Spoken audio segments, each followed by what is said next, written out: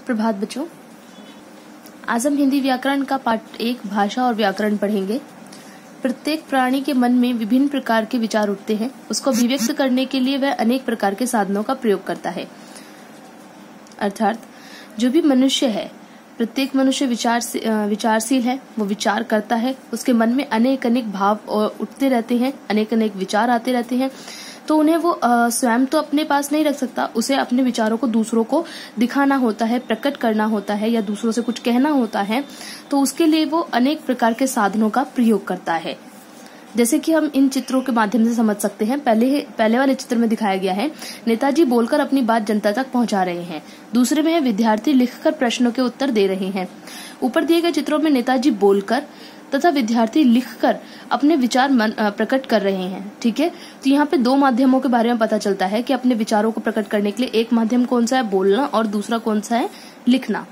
अपने विचारों को दूसरों पर प्रकट करने तथा दूसरों के विचारों को आसानी से समझने का माध्यम ही भाषा है। ठीक है, तो भाषा क्या है? भाषा है अपने मन के विचारों को प्रकट करना या दूसरे के विचारों को समझने का माध्यम। ठीक है, और ये भाषा कौन से 2 प्रकार की होती है? यहाँ पे भाषा के बारे में बताया इन्होंने, कौन कौन से माध्यम से काम चल रहा है यहाँ पे। एक तो बोलकर और दूसरा लिखकर। अब भाषा के रूप के बारे में यदि हम बात करें तो भाषा के 2 रूप होते हैं, मैंने जैसे बताया, बोलकर और लिखकर। तो पहला होता है मौखिक और दूसरा होता है लिखित। मौखिक भाषा, जिस भाषा को मुख से बोला जाता है और कानों से सुना जाता है, उसे मौखिक भाषा कहते हैं। ठीक है, कौन सी भाषा? वो भाषा जो मुंह से बोली जाती हो और दूसरा उस व्यक्ति को सुनता हो। ठीक है, तो ये कौन सी होती है? मौखिक भाषा होती है। मौखिक भाषा हमारे बोलने तथा सुनने का माध्यम है। ठीक है, मौखिक भाषा हमारा कौन सा माध्यम है? बोलने का और सुनने का। यह भाषा का प्राचीनतम रूप है। पहले के समय में लोग क्या करते थे? लिखा नहीं जाता था चीजों को, सिर्फ बोला जाता था।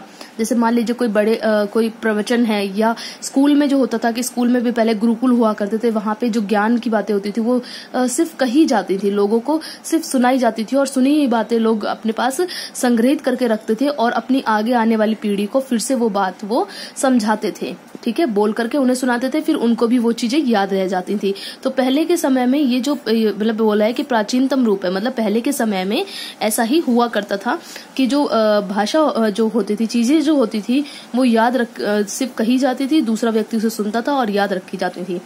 लिखित भाषा, लिखकर अपनी बात समझाना और पढ़कर दूसरे के भावों को समझना लिखित भाषा कहलाता है। ठीक है, तो यहाँ पे क्या है? लिखित भाषा में कौन सा आता है?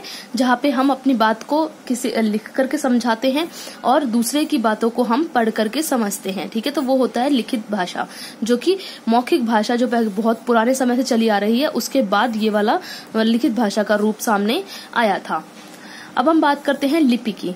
मुख से निकलने वाली प्रत्येक ध्वनि को लिखने के लिए एक संकेत चिन्ह निश्चित किया जाता है। ठीक है, मुख से निकलने वाली जो ध्वनि होती है, ठीक है, हम अपने बात को जब हम किसी को समझाते हैं या कुछ बोल रहे हैं तो हमारे मुख से कुछ ध्वनि तो निकलती ही है।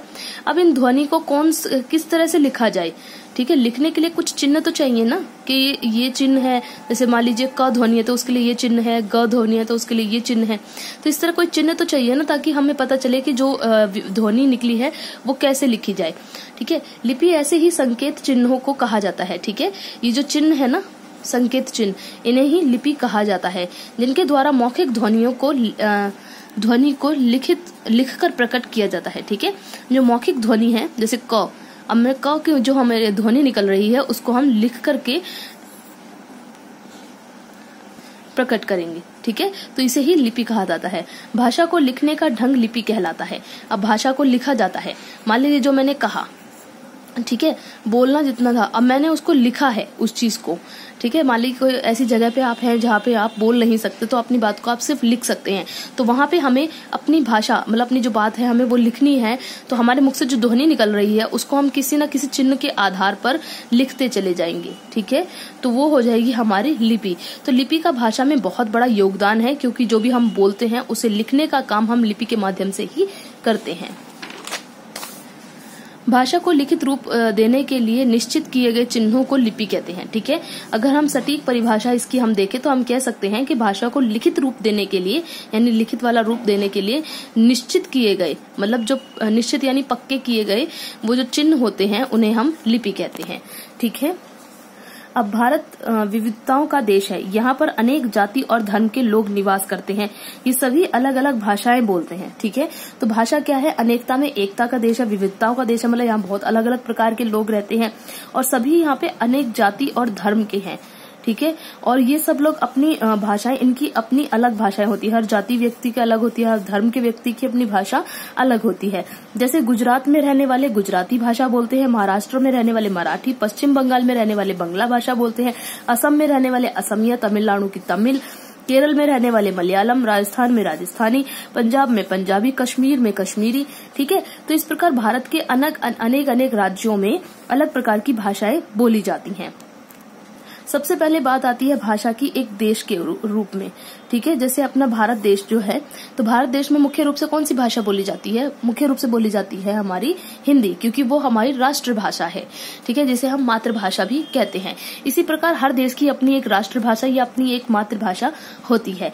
अब भारत के अंदर भी यदि हम बात करें, ठीक है, भारत की यदि हम बात करें तो इसके अंदर भी अपने कुछ राज्य बटे होते हैं। ठीक है, तो प्रत्येक राज्य के अंदर अपनी खुद की भी एक अलग भाषा होती है। तो इसी प्रकार जैसे अलग अलग राज्य हैं, जैसे गुजरात एक राज्य है, महाराष्ट्र एक राज्य है, बंगाल एक राज्य है। ठीक है, तो इन सबकी अपनी अपनी बोलियां हैं। हमारे देश में बोली जाने वाली 22 भाषाओं को संविधान में मान्यता दी गई है। कितनी? जो हमारा संविधान है, संविधान आप जानते होंगे, जो कि जब हमारा देश आजाद हुआ था उसके बाद देश का संचालन किस प्रकार से हो, किस प्रकार से देश में अलग अलग नियम बनाए गए थे ताकि देश में कोई भी काम गलत ना हो और हर काम नियम के अनुसार हो सके। तो उसके लिए एक संविधान बनाया गया था। तो उस संविधान में भाषा का भी रूप निश्चित किया गया था कि कौन से राज्य में कौन सी भाषा बोली जाएगी और कौन सी प्रमुख भाषाएं रहेंगी। तो उस समय इसमें 22 भाषाओं को संविधान में मान्यता दी गई है, जिनमें 14 सितंबर 1949 को हिंदी को भारत की राजभाषा के रूप में मान्यता प्राप्त हुई थी। ठीक है, जो हमारी हिंदी भाषा है वो राष्ट्रभाषा नहीं, राजभाषा के रूप में इसे मान्यता प्राप्त हुई थी। प्रतिवर्ष 14 सितंबर हिंदी दिवस के रूप में मनाया जाता है। ठीक है, तो जो हम 14 सितंबर मनाते हैं हिंदी दिवस के रूप में, वो इसीलिए है क्योंकि 14 सितंबर 1949 को हिंदी को भारत की राजभाषा के रूप में नियुक्त किया गया था। तो इस प्रकार हमारी हिंदी भाषा जो है वो राष्ट्रभाषा न होकर के राजभाषा है। राजभाषा यानी कि जो एक देखिए छोटे छोटे जो राज्य हैं इन सभी की अपनी अपनी बोलियां हैं, पर लेकिन इन सभी की मिलाकर के कोई तो एक बोली होगी ना जो सभी के ऊपर बराबर रूप से काम करती हो, तो वो होती है हमारी हिंदी भाषा। ठीक है, जो कि पूरे भारत में बोली और समझी जाती है। हर कोई अपनी अलग अलग भाषा बोलता है, पर लेकिन हिंदी ऐसी भाषा है जिसको सभी लोग बोल भी सकते हैं और समझ भी सकते हैं। ठीक है, अब हम बात करते हैं व्याकरण की। व्याकरण हमें भाषा के नियमों की जानकारी देता है। तो ठीक है, व्याकरण का क्या काम होता है? जो भाषा है उसके क्या नियम है इसके बारे में हमें वो जानकारी देता है। भाषा को शुद्ध बोलना, लिखना और पढ़ना सिखलाता है।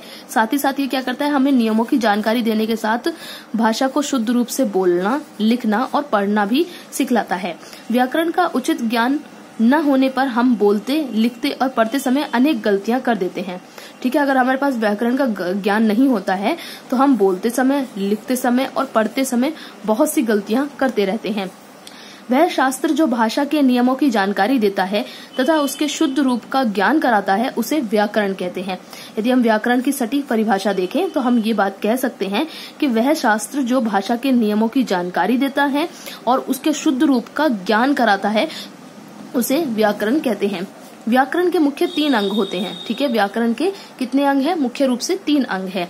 सबसे पहला आता है वर्ण विचार, जिसके अंतर्गत हम वर्णों के बारे में विचार करते हैं। वर्ण जैसे कि मैंने बताया, ये क, ख, ग। ठीक है,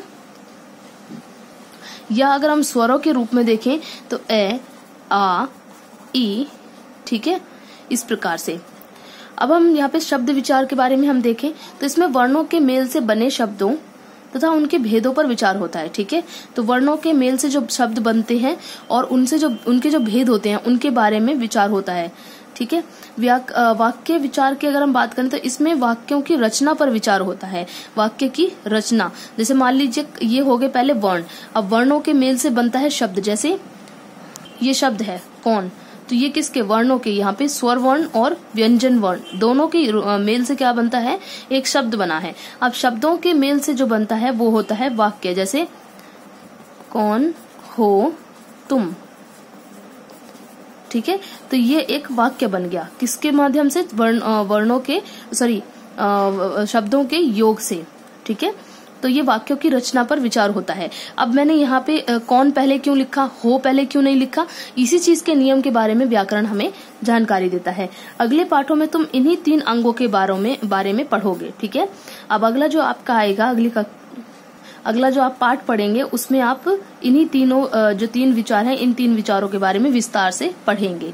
ठीक है बच्चों, तो मैंने आपको अच्छे से समझा दिया है व्याकरण क्या है, लिपि क्या है, भाषा के कितने रूप हैं और भाषा क्या है। अब आप इस पाठ के अभ्यास को बड़े ही आराम से कर सकते हैं। फिर भी अगर आपको इसका अभ्यास करने में कोई परेशानी या कठिनाई हो तो मुझे व्हाट्सएप पे मैसेज करके पूछ सकते हैं।